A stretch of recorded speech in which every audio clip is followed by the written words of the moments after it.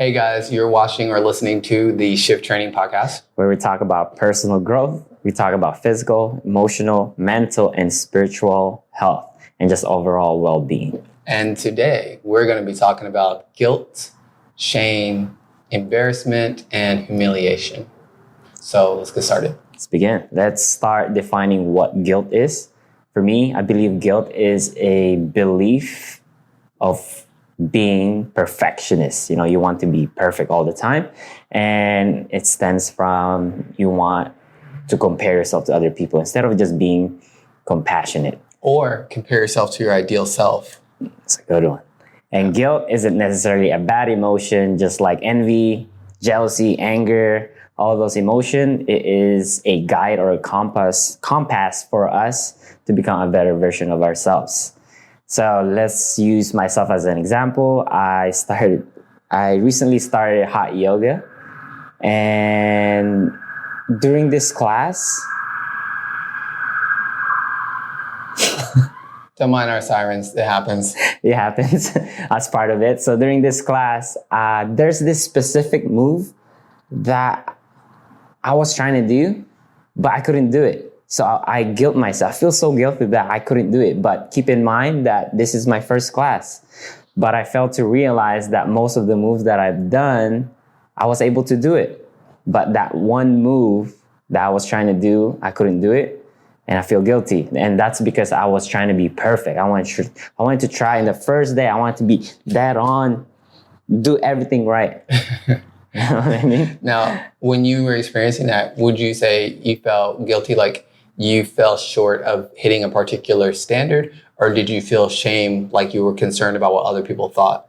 No, I just feel guilty on myself because I'm sometimes hard on myself. Like, oh, I want to be perfect all the time. I want to be in this standard. And that's why I feel guilty. Unreasonable standards. Exactly. So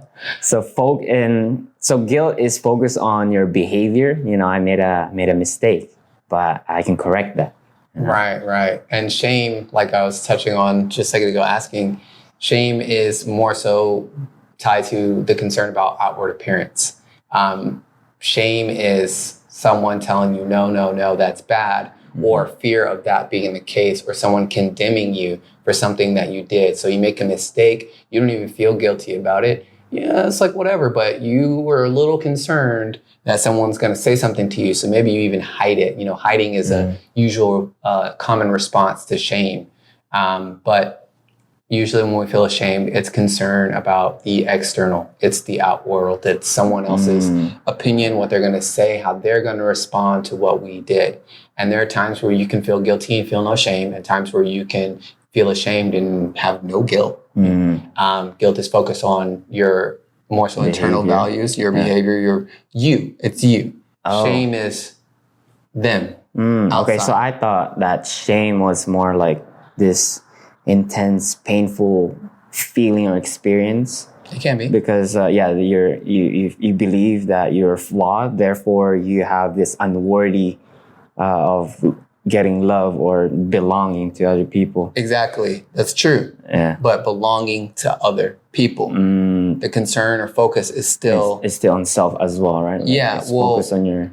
You think there's something wrong with you, so they won't approve of you. Not. I feel like there's something wrong and it's because I did something, so let me make it better for me. This is not aligned with my values. That's guilt. And that shame, I think it could branch out to aggression, addiction, bullying, and so on. Yeah, usually hiding. Usually hiding is the main one. Yeah, when we have shame around something, we hide it. When someone pokes it, we get angry. You know, we defend it because we don't want to be seen. It's trying to hide in the dark.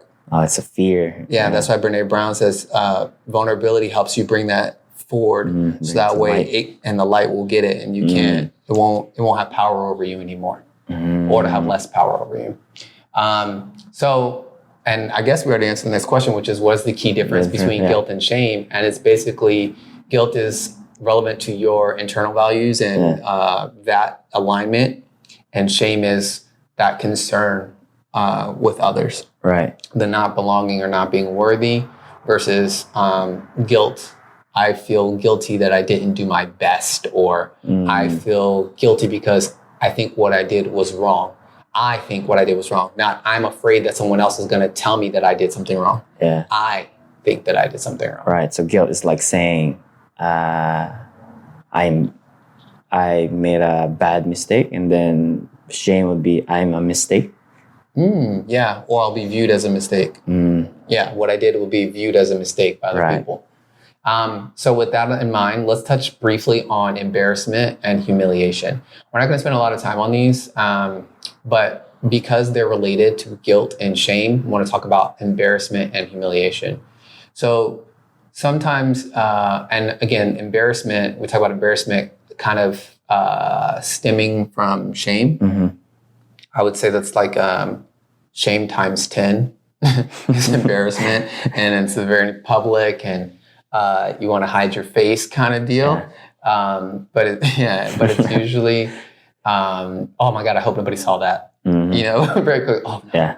Or, oh my, very quickly, or at least in Western culture, there's different ways to express that, right? But embarrassment is kin to shame. But it's a quick one, and it's not really bad.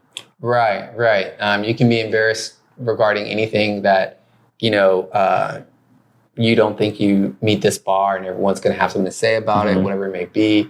And it's not going to be one person kind of shaming. It's going to be like a group shaming. And that's what makes it way worse. That's where the embarrassment usually situations where, there's multiple people who would find out, or someone that means the world to you. You're going to be embarrassed that they see this non-perfect you kind of deal.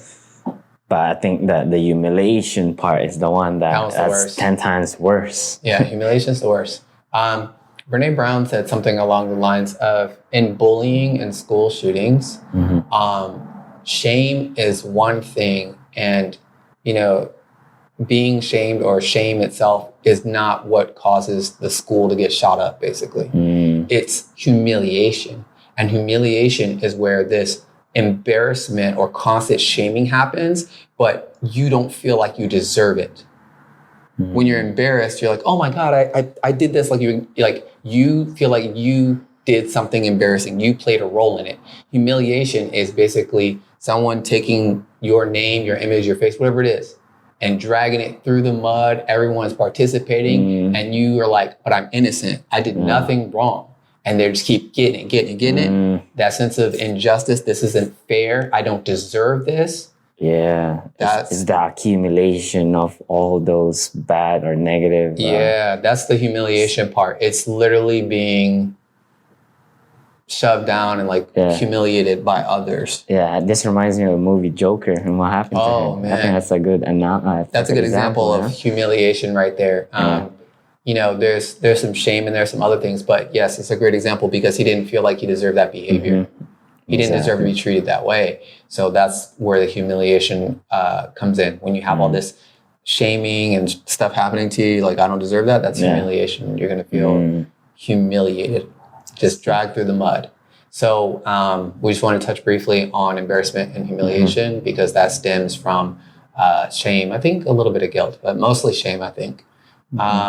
How can I better understand or navigate guilt? Navigate or understand guilt?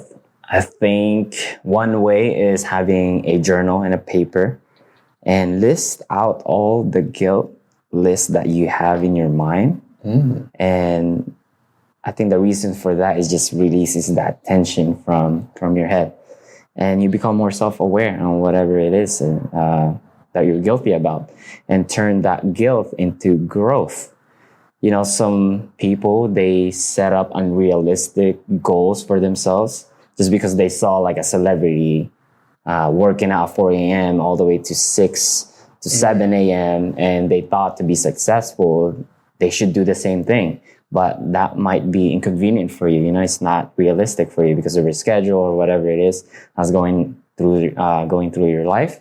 Maybe the afternoon or the night is the best time for you as long as you are consistent.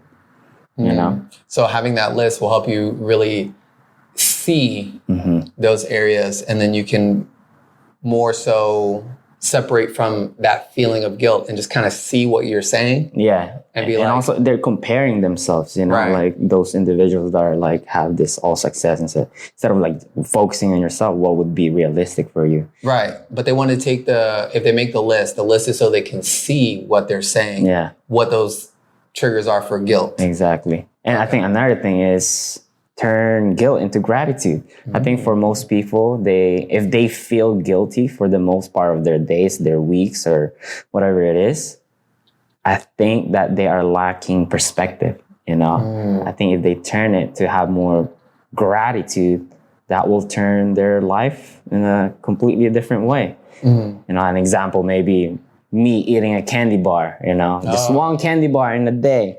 He'll be done. Yeah, and I feel so guilty. Why did I eat that after I ate it? And what I felt to realize is like maybe I eat nutritious food like vegetable, fruits, lean meats. Those 80-90% of my diet or my nutrition is good, but I'm so focused on the candy bar. I was lacking of perspective. And didn't have gratitude for the candy bar, man. You gotta have gratitude for the candy bar. Yeah, but it made me feel guilty. But at the same time, I need to be grateful that I've been eating 90%. The 10% is bad, but still grateful. Yeah, I think you should just be grateful for the candy bar. I think the direct connection for me is I feel guilty about eating this candy bar. You know what? I'm grateful that I get to eat this candy bar. Hey, there you go. I'm glad that I get to eat this candy bar. I do a lot of other good stuff. You know what? I'm gonna enjoy this candy bar. I'm glad I get to have this right now because you know what? That's right. A lot of other people could not be doing this right now. Exactly. People can't even have a candy bar in their days, Some of them are so stuck in their discipline that they don't get to have the candy bar. They won't let themselves enjoy it. That's true. I agree 100%. Yeah, so I think that's good. With guilt, the way that I would say to navigate that is I would say to kind of like what you're saying is writing a list, but instead of a list of the specific things you feel guilty about, I would say that you could write out a list of your values, like what actually matters to you. And sometimes values and belief systems don't always line up. So that's something you got to watch out for.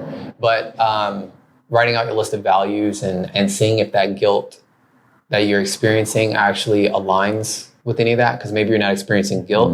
Maybe you have a fear of shame.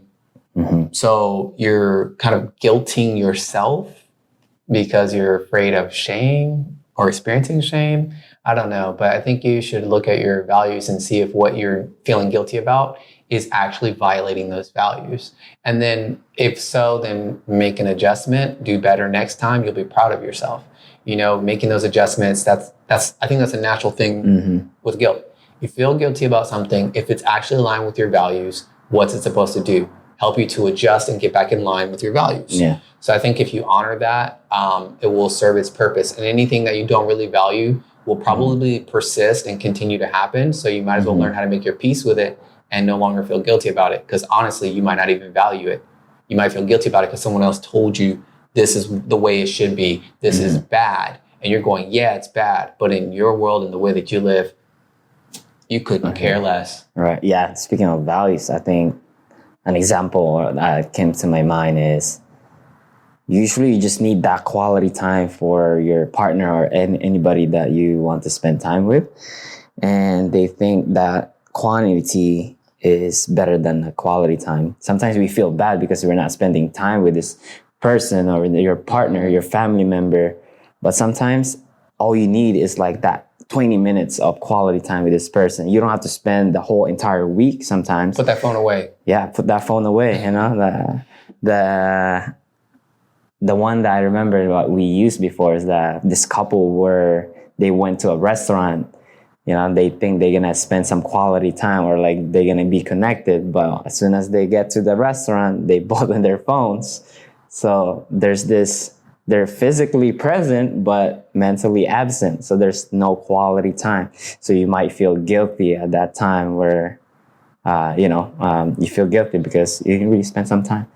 Like a dad and the basketball or maybe baseball, like the dad's going to go there. But as soon as he sat down on the bench, he just opened a newspaper. So there's no quality time in there. You feel guilty. Yeah. Yeah, just physically present, but not actually connected. Yeah. Yep. So 100%. So yeah, when dealing with guilt, how to navigate that, write out a list of all the things you feel guilty about and really assess that, or write out your values and see if where that guilt aligns. I think in real time, just ask yourself, why do I feel guilty about this? And just spend time with that. Where does that come from? Why do I? Well, because I should have. Who said you should have? Oh, well, I learned this one. Okay, but is that how you want to live your life? Does that matter to you now? Is that realistic for you now? Just those few questions like that, and just spend a moment. And that in itself might help you shift gears, shift perspective about whatever you're feeling guilty. So our next question is, how can I better understand or navigate shame? How can we better understand or navigate shame? I think I will have the similar answer. I think it all comes down to like self-awareness, like you said, asking that question. Sometimes when we feel shame on ourselves, when we catch ourselves talking down or like making statements, and we need to ask ourselves, are these statements or questions serving us? If it's not, then we have to change those narratives. Yeah, I definitely agree with that. A lot of shame comes from, childhood trauma more often than anything. It's just afraid of being seen as not perfect, or they're gonna bat the finger at you, or in some cases of extreme, like if you experience abuse in your life, there's that fear of abuse. That's legitimate. That's a response based on trauma. But shame in itself, just specifically shame, not even going that far into that. This is gonna sound silly, but you need to put more value into your own word and your own, more your word, what you value in your own life. Your opinion should mean like so much more. Your opinion of yourself and your life and how you operate, because it will be you and you until your very last breath. But there's no guarantee that whoever's shaming you is in your life till your very last breath. So I would say the voice you hear the most is going to be the one that plays in your head. Now, you can let it be someone else's voice, or you can add more value to yours and let it be your voice. Let yourself stay connected. So I would say that's something worth practicing. I think the best way to navigate shame is to understand where it comes from for you in your past. Work on releasing that while adding more value or more weight to your own word. Understanding that I can't continue to think like this because it's harmful and destructive to myself. And I don't want that. I want to love myself. I want to believe in myself. I'm going to do the work. I'm going to earn the credit. I'm going to give myself those things. And the way that I'm presenting that as if there will be a struggle, as if there will be a fight. And sometimes people don't understand. You will have to fight for your healing sometimes. You will have to fight to give yourself the love that sometimes you deny yourself. And that's a big thing, especially if you're used to people pleasing, if you're stuck in that cycle, and shame is a regular part of how you function.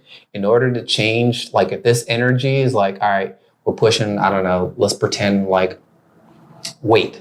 You're doing 100 pounds of energy. It's going to take you at least 100 pounds just to get neutral. It's going to take you pushing 120 or more to really break that cycle. You need to put in more energy to get out. So yes, it will be kind of a fight. It will be stressful. It will take a lot of intentional, specific effort. So keep that in mind. You have to want it. So cultivate the I want it and then fight for it. Yeah, it will be uncomfortable, but at the end of that tunnel is where you feel more peace in your life. Yes, you will definitely be on a much better track, I think. I think that's it for guilt, shame, embarrassment, and humiliation. Is there anything else? I think that's it for us. All right, cool, guys. So if you would please like, subscribe, follow, all the things, share with a friend. If you found this entertaining, useful in any way, shape, or form, we'd greatly appreciate it. It would help us on our vision, our mission, which is basically to help positively impact the quality of human interaction by helping people better connect with themselves so they can better connect with others. Okay, so if that's something you dig, you're down for, like I said, like, subscribe, follow, rate, review, all the good things. And we hope you have a fantastic day.